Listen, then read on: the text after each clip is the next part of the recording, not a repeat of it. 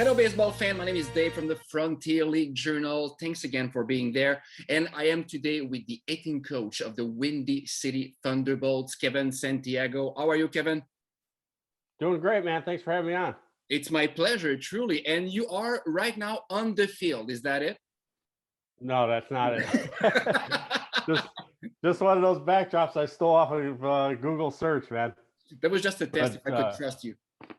Yeah, I hear you. It's not too long, man. Another week here, we'll be in spring training, so everybody's excited.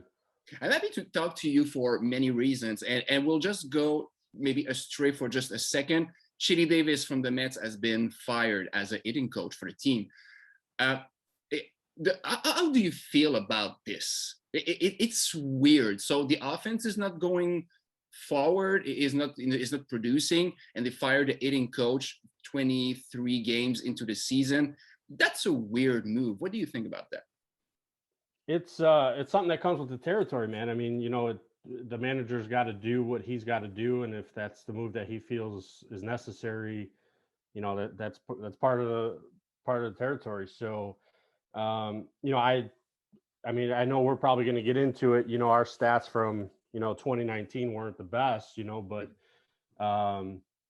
it's one of those things for a hitting coach to actually get the buy-in from the players, and if you don't have that, there's not a lot of trust there, and things like that. So I don't know if Chile didn't have the buy-in or whatever it may have been, but it was. I mean, I don't know. You do have the guys in the lineup that can produce, and when it's not producing, you just got to look towards who's the man in charge, steering the ship in that. So it's always tough to see those guys go, but in the end, it's part of the job. Yeah, that makes sense. How tough is it to have players, hitters, buying into your approach? Because everybody has their own opinions on things, the new trends, the social media make it popular or not. So how difficult is that? It's not too difficult. I feel what was difficult going into the 2019 season was, we had a new staff. We kept a lot of players from, the 2018 team. We just have a new philosophy, and we have a way about going about things. And, I think that was the struggle more than anything, to get the buy-in. In 2018, I didn't have, with Joliet, I think we started off like 1-11 or 0-11 or something. And guys were looking for answers, and the first person they went to was me. And, it kind of built trust early, like, hey, we're 0-10, 0-11. What do we need to do? And just kind of sharing my beliefs and being there for the guys. And, whether it's early work or hitting on a day off and things like that, they see that I'm there willing to work. And I think that creates the buy-in. This season going into the 2020 season, I've reached out to a lot of the guys. I did my research, watched video on those guys. I was communicating with them before the 2020 season to kind of, kick that off, because we did struggle in 2019. So I wanted to kind of get that trust built early on. But I don't think it's too hard. I just think there's, some things that we can't control that's, we just kind of have to deal with and move on. Okay. Before we go any further with the 2021 roster, I just want to go back to your career, because how did you come about to become a hitting coach? What gave you that aptitude to become a hitting coach? So it's just studying, man. I got out of baseball in 2004, and then I went and worked a real job. But I was always, passionate about the game, passionate about hitting. And, all through high school, I wasn't a big hitter. I was known for my defensive skills. And then once I got to college, I just kind of started figuring things out, the way that my body moved, what felt comfortable, and Jim Tomei I was a big fan of Jim Tomei. And, he would get on that front heel and just kind of launch balls. And, we started messing around in the cage, and things starting to click for me. So I just became very passionate about learning, about the way the body was moving and, you know, the mindset behind hitting and things. So, you know, I just take pride in that. And, you know, I got back into the baseball in 18, so I was off, you know, for a long time there. But it was funny because Jeff Isom, who was the manager at Joliet in 2018, was actually my manager in 2004 or 2004. Oh, wow. And I got back into baseball just volunteering with a travel organization.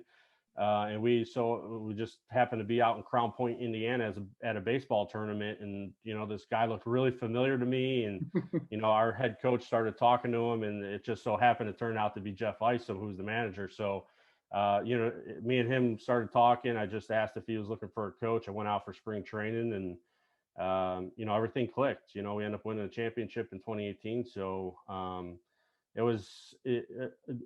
so for me, you know, I've always done lessons and things, but it's, you know, really being on the field and working with guys like right after an at bat, you know, the next inning, it was new for me. But the guys that we had in 2018 were so gracious, and with just the understanding that I didn't know everything, and I was still trying to implement, you know, my approach and my beliefs in the hitting world. You know, because like you said, there are so many opinions out there. Yeah. But yeah, it's a lot of fun, man. I enjoy it. Would you like to become a manager and oversee all departments of a team in the future? Yeah, I wouldn't mind it. I mean, if you asked me in 2018, I just leave me alone. I wanted to be with my hitters, and that was it. Like, you know, all the decisions land the manager, and all the fingers point at him, good or bad. So, but I think I'm in a position in my career that I think I'm ready for it, and I think I would embrace it if the opportunity did come along. You have a certificate in biomechanics. Please present biomechanics to me. So biomechanics is just basically, you know, how the body moves, right? So, you know, we have 4, you know, sensors that we put on the hitters now, and we can see what the body's doing when it's doing it, and how it's moving, you know. So, you know, there's certain things that we look at, you know, the kinetic sequence. We want the hips to move first, then the chest to move, then the arms to move, and then the bat coming along last. You know, we can measure all that stuff. There's no more guessing and, you know, hey, I think your hands are rushing before your hips or anything like that. But it's something that I've learned on my own. You know, I just kind of, you know, did some research, and, you know, I coached at a college in 2019, and, you know, that fall was, you know, me and about 3 other guys, like just really just getting into it, understanding what all the metrics meant, and things like that. And again, I'm still learning, and we're trying to piece this thing together. But you know, I talked to some major league hitting coaches, and they swear by it. They're like, Kev, just if your guys are sequenced up, you know, you don't have to worry about the hands. The hands will drop into the slot. You know, their posture, you know, will be good, and we just get them synced up. That's the most efficient swing they're going to have, and it just goes from there. So it's been a lot of fun learning about that stuff. Was there one sacred thing for you that changed because you learn about those things? Like, I mean, either the end placement, or one thing in the mechanics that changed because you saw with the technology that it really worked? Does that make any sense to you? I think I think it's just more understanding that not everybody's the same. Yeah. You know, I had a kid that was 6'4", 220, and, you know, we get the ground force plates, and, you know, we can measure how much ground force he's getting to actually have the hips rotate, and then we can measure how fast the hips are rotating. And then we had a guy that was 5'8", like a $160, and he didn't have a lot of ground force. He's not that big of a guy, but he had more hip rotation than my bigger guy, who was getting more ground force. So obviously we can see that that, you know, the bigger guy had hip mobility issues, and you know, when I'm sitting here trying to tell him, like, hey man, you need to get more hips into it, but he's physically unable to do that, Like before we would just tell the guy to do it, but now we can, we can see that he has issues doing that, so we send him to the S&C coach and get him stretched out, get some mobility stuff in, and then we just work from there. So yeah, I mean, not every swing is the same, and not every player can move the same. Do you meet some resistance from some people because they don't even believe in what you're saying? And that's okay. I mean, if you've been told for the last 10 years that it's okay, and then you come along and then you say you should do this, well, fuck you, sir. Right. So yeah, that's the truth, man. And there's there's old school and new school, right? And I love just to be in the middle of that. I love hearing both sides of it. Last year in 2019, I was able to coach with Scott Spezio, with the Angels and the Cardinals. Two-time World Series winner here, and a clutch hitter. And he's down on top of the ball, get that backspin. And we would sit there and we would talk. I'm like, no, you have to match pitch playing and things like that. So I mean, there's guys that are, I mean, in anything, I can give a ton of cues and guys can be resistant on my cues. I remember we had a guy in 19, Micah Coffey, and him and I would talk about getting torso tilt or side bend, just to match pitch playing. And I used the cue for 2 weeks, and I just noticed, like, we were hitting early work one day and he was just kind of frustrated. I'm like, is everything all right, bro? And he's like, no, actually it's not. He's like, I can't stand when you say that. I'm like, oh, all right. Like, well, this is what we need to do. Let me try to find a different cue, So, but yeah, I mean, there's always, two sides of the coin. So I just like listen to everybody. I take what I think will work and just try to find a way for it to work, so. I'm happy you mentioned cues, because would it be fair to say that most of your job is communicating well your ideas? I mean, it sounds obvious, but just finding the right words, because when a player gets traded and he's a big prospect, hasn't got it going at all, and then it changes scenery, and then all of a sudden it gets it going. Is that a matter of just communicating your ideas well, or am I just crazy here? No, you're spot on. It's and that's why, like I said, I reached out to my guys going into 2020 season just so I can get a feel for what their swing felt like when it was good. Mm-hmm. And just listening to them tell me about it, I can pick up on certain things. And I know, like, just telling a guy that likes to get big angle towards the ball, it's just one of those things. Like, I could just tell him, like, all right, hands above the ball, barrel below it. Like, that's a cue that's going to work for that guy. And if it doesn't, it doesn't. I mean, it's one of those things. But yeah, I mean, there's tons of cues. Communication is so big. I remember in 2019, I had a player and he was just struggling. He was really steep into the zone. He's a bigger guy, 6'4". Just I wanted him to use his levers, and we worked one off day for an hour and a half, and we worked on different cues and getting the body in a position that he wasn't used to. And we worked for that day, and then we worked for about a week and a half together, and we were talking every day. I was just listening to him just talk about how he felt and what was off and what was on. And then even his misses were hard hit balls, where he would pop up a ball to the backstop or an infield fly. Like, he was starting to run those balls deep into the gap for misses, and I was just like, man. And then after that, he just stopped communicating, and it was just one of those things. Like, all right, you kind of let him, let the leash go and let him run with it, and then and then he starts struggling. He's like, hey, Sonny, what do you got? And I'm like, I don't know.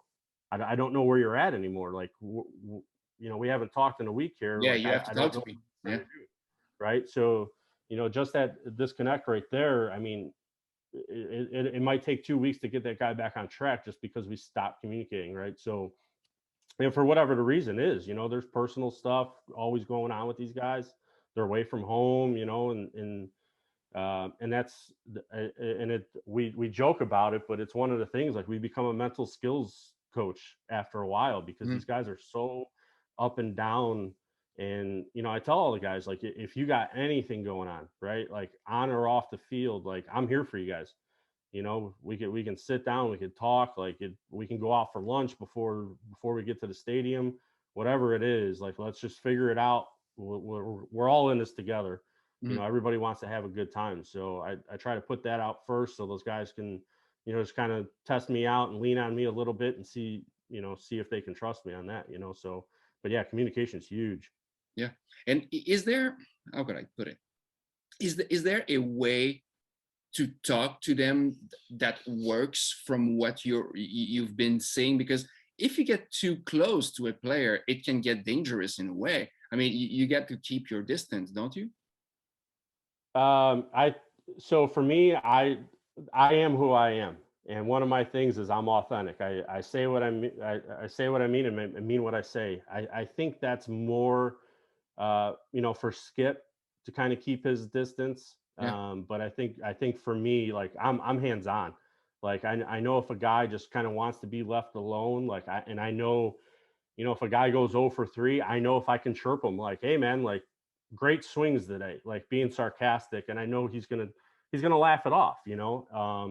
But it's building those relationships that I think, and for me, it's those relationships that last a lifetime. Because once the game's over, you're going to look back on that, and if they had a bad experience just because him and I didn't get along, like, it's not fun for anybody. So, I love being authentic, and the guys know, like, hey, we're in this together. But I think, like I said, I think that's more for Skip, just to kind of keep his distance in a way, just because he's got more important things to do, as far as transactions and stuff. It can be tough. Maybe my next question is obvious, but I don't know it. It's very easy for me behind a computer to evaluate somebody without seeing him, because uh, stats don't lie, but they don't tell the whole story either. So that makes sense. How should hitting coach be evaluated? Because if a player is going well, I mean, is it because of you? Because could he be even better? You know what I mean? So how should you be evaluated by either the team or the people around the team? Yeah, so I mean, again, that's a tough question, because a lot of affiliated orgs are, just, hey, put these drills together because this is the data that we're getting. Oh yeah. And you're just here to kind of interpret that data for them, and here's what we want you to do. Mhm. Some orgs are all about the relationships. I know a guy, that was in our league, with, he just signed on with, the Twins, and he wasn't really looking to go into it, but he's like me, like, he loves the relationship part of it, and that was a big sell to the Twins. Is like, yeah, that's exactly what we want. We want that relationship with the guys. We want you to be there with them, and then know your data. So, it's a slippery slope when, if there's not a good mix of relationship and data. I think if we're too much data or too much relationship, I just don't think it works. But, um, like you said, to be evaluated, like, in stats, it doesn't tell the whole story, because, in 2018, I mean, we were kind of middle of the pack. Um, I wrote down some stats here, like, we were last in slugging, last in total bases, and last in doubles, right? But Mhm. it was the ups and downs of the season, and, like I said, being that mental skills coach, and being there for the guys, and talking them through their slumps, and putting that belief back into them, like, hey, like, the regular season's over. Let's start fresh. We're in the playoffs now, and let's go. It's a new season. So I think, like, that, it's hard to evaluate that. But I really stressed, you know two run around third, 2 out RBIs, right? Doubles, lead off doubles. Like, we have to get that run in. And the guys did a great job of that. There's that timely hitting. You look at, like, the '05 White Sox, right? Like, they were like, it seemed like every time they got a guy on second base, it was just, they would score, or the guy was on third with 2 outs, they got him in.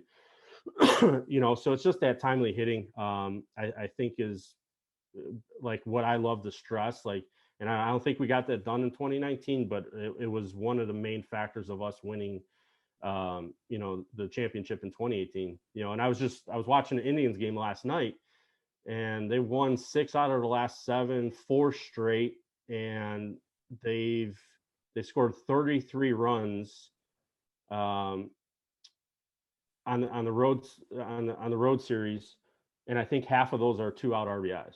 Oh wow! Right, and they're 8-2 in the last 10. So it's like, you look at that and like, yeah, no wonder why. Like they're doing the job when it needs to be done. So it's tough to like, everybody loves stats. Like, say, yeah, like you said, stats don't lie, but I think there's a part of that just they don't see. So it can be tough. How much input do you have into signing new players, or maybe even just cutting some players? Do you have a great relationship with Brian Smith, which I talked to last week? Yeah, Brian and I are always in communication about players and stuff. So I have to do my part, right? Like I'm all for the players, right? So I get a ton of emails, and guys will reach out to me on Instagram, looking for a job, and I send everybody to Brian, like, hey, this guy reached out to me. Oh, this is what and I let him evaluate it, and he, like, I tell everybody, like, Skip has the final say. Like, I'm going to do my part. I'm going to send it over for you. So with that, like, like Skip has the final say. He will ask. I had Manny Jefferson with the Tully Monsters, and then Strunk. Like, we had Jake Strunk in the City of Champions Cup. So I had a relationship with those guys. So he asked me, what do you got on these guys? And I told him, like, and we're looking for good dudes, man, high character guys, and Jake and Manny were those guys. And I was like, I have no issues with you bringing them on. They're great players. They're great people. And he's like, all right, that's all I needed to know. When it comes to being released, Skip, and I tell the guys this too, like, if you're struggling, you're a guy that's not putting in early work or coming to me just to get flips and figure some stuff out, like, Skip's going to come to me and ask, like, what's this guy doing? And I'm going to be honest, like, hey, he hasn't hit in 2 weeks. He's come into early work one time, and that's it. And Skip will say, all right, that's all I need. It's just straight and to the point. So, but it's been great. Brian's a very intelligent guy. I've learned a lot from him. I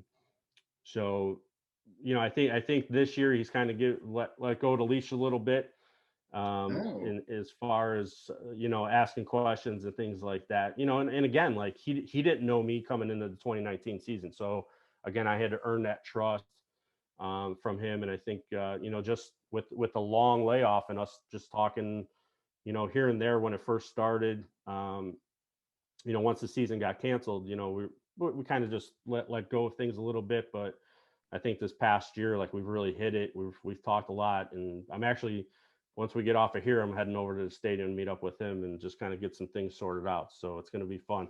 Cool. You mentioned Jackson. So now I understand why you were eager to take him in the draft. You took him in the first round. Talk to me about him a little, because his numbers are not eye-popping at all. Is it a question of approach and maybe contact skills in this case? Yeah. So Jake's he's a quality guy. Like, I made sure, like, in the City of Champions Cup, I threw batting practice and spring training to almost every player. Like, we just didn't have a lot of coaches. So he was one of those guys that always took a good BP round. He was solid defensively, and I'd seen him in the training room and things, and he was just a quality guy. So he did end up getting hurt probably a third of the way through the season. So things kind of ended for him. But he was very personable. He was asking me questions.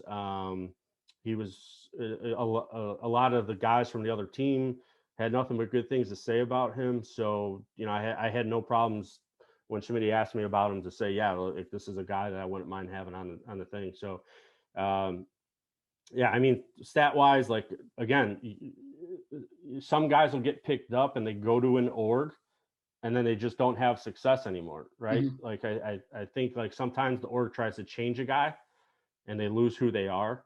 And like you said, when a guy goes from one team to another and then all of a sudden he starts hitting, you know. So I mean, that's hopefully what happens with Strunk, and you know, him and I can get a good relationship going and get those cues ready and get him rolling. So I'm excited to have him on. Two more players I want to ask you about. Zach Rakusen, which you took in the second round. I love him. I love him a lot. I think he brings a lot to the table. I was surprised that he was taken in the second round, to be quite honest with you. Can you talk to me about him a little and what you've been seeing from his swing?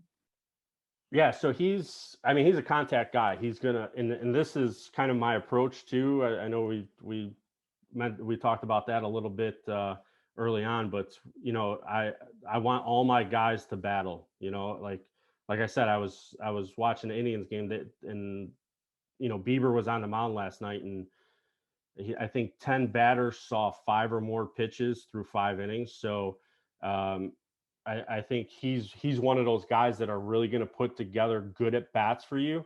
He's been around. I think he's 27 now, and I think he knows his role as a leader. And like you said, like I was surprised that we got him in the second round. Mhm. You know, we had a middle infielder guy come in and you know, that can play a little bit of outfield that was kind of you know, all over the place, but we were looking at him to kind of move around, and I think he gives us that you know, that leadership and where he needs to go from there, you know. Mhm. Yeah, I like the approach of Brian that we talked about in the video last week. He likes to go and grab middle infield guys and then deploy them pretty much everywhere. Athleticism, contact skills, just great athletes, and like you said, good character too. I have three other things I want to talk about. Ozinga Field. You have a weird configuration with not having a complete stand on the first base line. It's not a good place to hit homers. Does that change the way you approach coaching guys? You know what I mean? Because they won't have the numbers that they want in a way. Yeah, so I don't know. You know, Skip will tell you that it doesn't matter. Okay. You know, there were guys that hit 20, 30 home runs on the Thunderbolts in years past. So, you know, he's a big believer that um, you know, that's really not an issue. And again, like there's some games where you're like, man, that ball's gone at any other yard, right? So Mhm. if we're out at Joliet, like that ball's like going down the street. So for me, I don't. I try to get guys back to where they were at when they had success and just stay with it, right? Because if that's where they're at, like we're hitting a lot of doubles, you know, we're getting base hits up the middle, things like that, and the ball's going to run out of these yards, right? So it may not be at our park, you know, but it's going to be at the other fields, right? So, I mean, just to keep it simple, like I just tell guys, like we just want to square up balls, give me hard hit balls all the time, and we're doing what we can. Everything else is out of our control. So, you know, I don't think the stadium has anything to do with the way that I approach it in coaching. Although I do love lefties, and you know, in our league, like the right field is kind of short in some of the parks. So I do love the lefty swings and you know, just kind of getting those guys on their heel and let it loose a little bit. One guy you just signed that I've never received as much feedback as I did with him is Dakota McFadden. What the hell happened? I mean, where was he? Why was he not in the higher independent leagues sooner? I mean, the guy can do everything. Have you talked to him? He seems like a great guy. I mean, the positive feedback I've had on him is out of this world compared to all the other players for some reason. Yeah. So I did talk to him briefly. Skip messaged me and he's like, "Hey, Dakota's out." I'm like, "What?" And he was going to go to another league, and I'm like, "No, this doesn't sound right." And I had a player that was with me with the Tully Monsters that I played with him on the Bananas, and he's like, "Hey, you have to sign this guy." Like, I'm like, Tom "All right." Murphy? So what's that? Was it Tom Murphy? No, it was Mike Deeb. Oh, okay. Yeah. So when a player recommends another player, like I kind of have to do my research before I send it over to Skip. So I like you said, like this guy's, he hits for power. He can throw it off the bump. And so, Skip sent me that message. I'm like, all right, hold on. And the way that it was going to work is, we were just going to, hopefully he went to the draft and we were just going to draft them. And it wasn't going to work out that way. Like, he was just going to get ready to sign with this other league. And so I called Deeb and I was like, "Hey man, your guy's not signing." And like, he's not going to the draft. And then we even offered a contract and he declined it. And he's like, "All right, let me talk to him." Yeah. So I got on the phone with him a little bit and I talked to him, and and Deeb's a great guy. Like, I'm meeting up with him tonight. He's in town. We're going to hit a little bit. So, I think Deeb had a little influence on that. Again, it's building that relationship, and Deeb and I have a really good relationship. And I think when he kind of told Dakota, like, "Hey, this is a place that you want to go. This is a league that you want to be in." And then Dakota and I talked a little bit, and just kind of reassured him. And I talked to his trainer too. His trainer reached out to me. I talked to him for 10-15 minutes. And I think he got a good feel from that. And then, I talked to Dakota, and I just told Dakota, again, upfront and honest. And I was just like, "Man, hopefully you're just going to dominate this league and be out of here," So in one way or the other, either on the bump or hitting, So I said, just reach out to Skip and just get this thing done, man, because I think this is a place that you'll love. I think you and I will hit it off right away. And we'll go from there. And then 2 days went by, and I texted Skip. I'm like, "Yo, what's going on with Dakota?" And he's like, he's sending his contract in now. I'm like, "All right, cool." So That's insane. Yeah, I'm excited for him to come in, man. Oh, I'm excited for the league. I mean, this is going to be a very good storyline this year. He's a pitcher and a hitter. Brian told me through emails that he'll have every chance to show what he can do during the camp. From what from what you've seen, which is way more than I'll ever do you think he can be a two-way player in this league? I think so. Okay. I think, and especially with a manager like Brian, he's willing to give a guy the shot. We had a guy in 2019 that he was struggling hitting a little bit, so he wanted to pitch, and Brian said, "All right, go ahead." And he had pitched in college, and Brian said, "Go ahead," and he was actually really good. And we joke about it, but it was one of those things like, go ahead. We get a big lead or something, we throw them in, and if you produce, then go ahead and you keep using them. But I think with Dakota, I think it's already set that we're going to try to use him on both sides of the field. So yeah, I love that about Brian. Brian's willing to test the waters and see what happens. So I can't wait. I really can. Before the interview, we mentioned that we did not want the interview to go too long. It's been 35 minutes. God damn. All right. Okay. That's all right. Okay. I have one last question, because I just want to touch base during the season too, just to have kind of a story of what's happening through the season and what we're talking about before the season. So that was my plan. So, but I mean, you transpire passion through the screen. for baseball. No, I love it. No, I think we hit it off through Instagram of all damn places.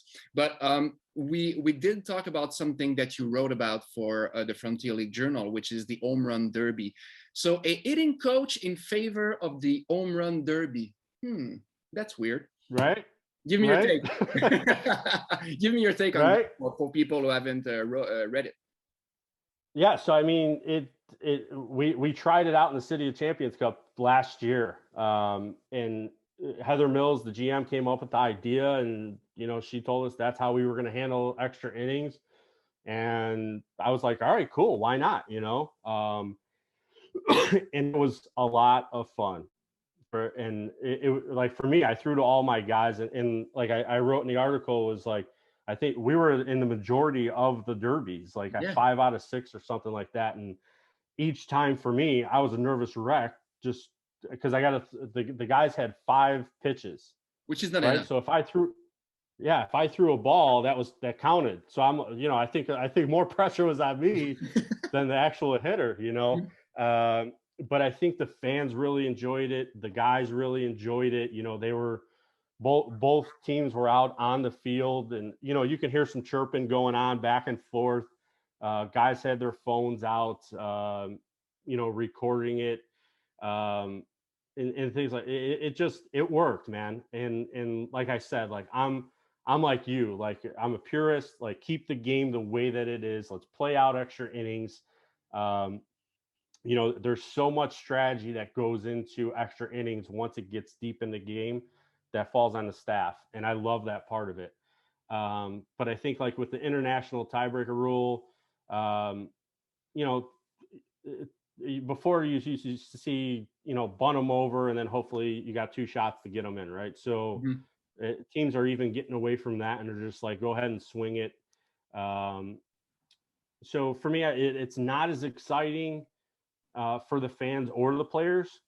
And I think if we're going to alter the game, I think we do that for the fans and the players, that they both loved it, things like that. And I know that you talked about Pelfrey bringing up that sudden death, and I love that. I think it's different. A great idea. It is, because my main concern would be, and please be honest with you too. If you were, I don't know, you were 1 game out of first place, you're playing the first place team, and then you're going into extra inning. You're at the end of the season, and it's got to be decided by a home run derby. Would you be happy about this? I don't know. If we won, absolutely. Yeah, I know, but I mean, it's not. It's a great show. Don't get me wrong. I want to see home run derbies every day of the week. But I think there's a time and place for it. And to decide a game these guys, they want to win. I mean, they're competitive. They want to win. They want to win. But I mean, this way, I have a lot of trouble with that.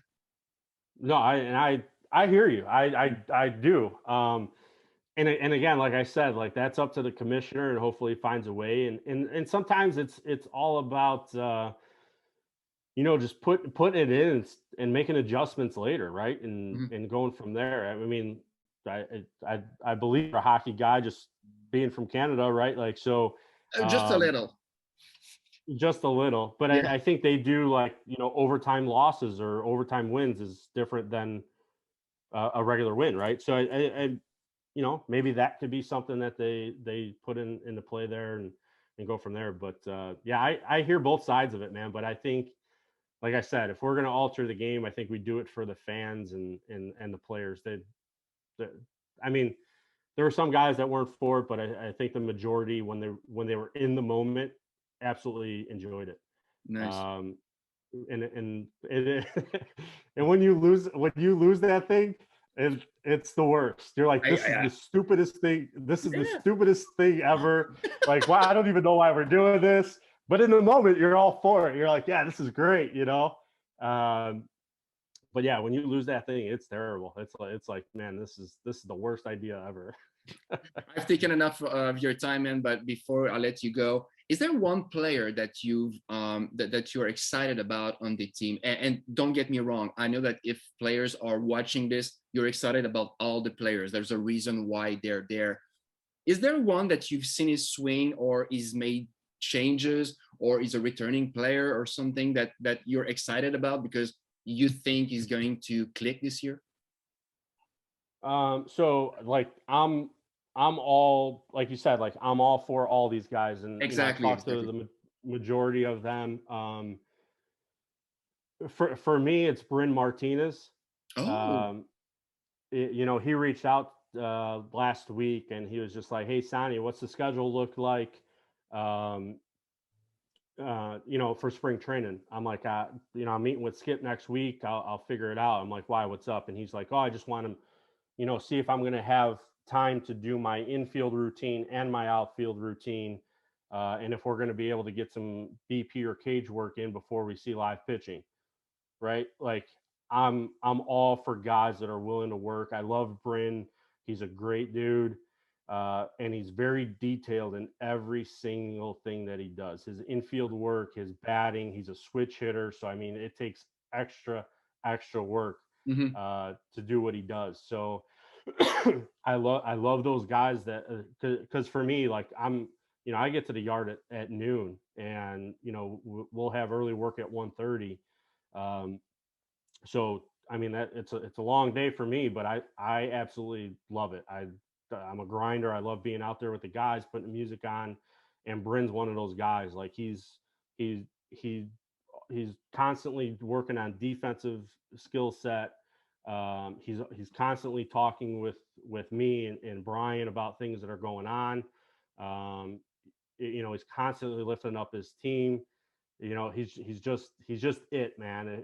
If and I think when we went after guys after the 19 season, I think we wanted more guys like Bryn.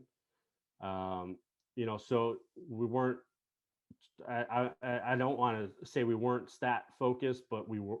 But the majority of it came down to what kind of dude he was, right? So, hopefully we got guys that are willing to work and put in the work, and and it's a long season, so these guys know if their body's tired, and they don't need to show up for early work or anything for a week or two, and we're fine with that. But yeah, it's definitely Bryn. A sleeper that I would say is Peyton Isaacson.